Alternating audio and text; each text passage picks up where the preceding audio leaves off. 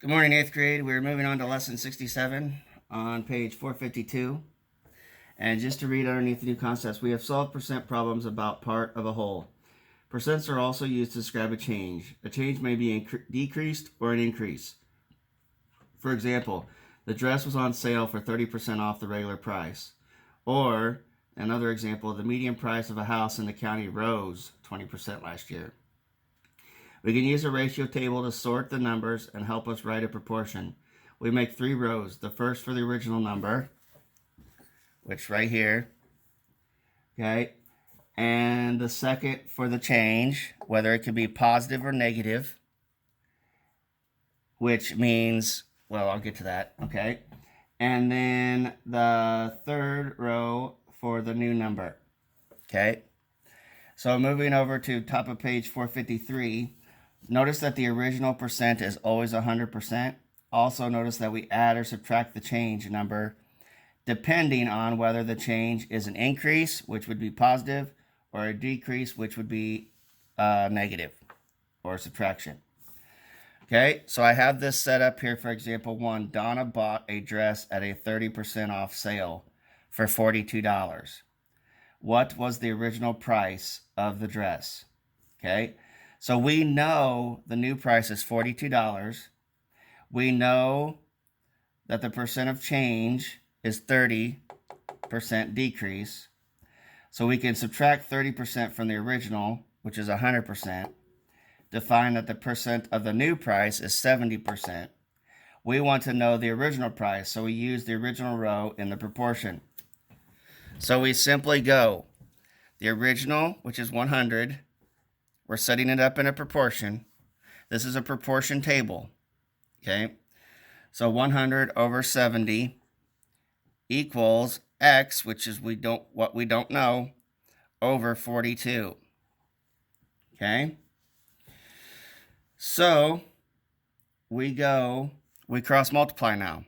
So 70 times X is 70X equals 42 times 100. 42 times the 1 is 42. Add the 2 zeros. 4,200. Okay. Now we divide by 70. Okay. So we can go 4,200 divided by 70. Okay. So 70 goes in. 1, 2 is 140. Another one's 210. 4 times is 280. 5 times is 350. 6 times is 420. Okay.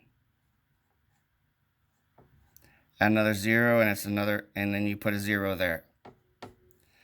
So the actual cost of this dress was $60.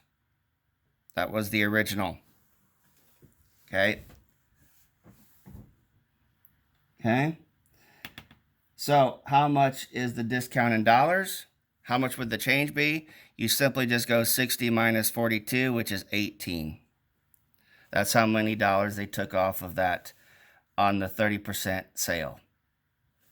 Okay. So let's do example 2, which is the same way. We have a proportion box or a proportion table, however you want to say it. Okay. Whoops, that's not big enough.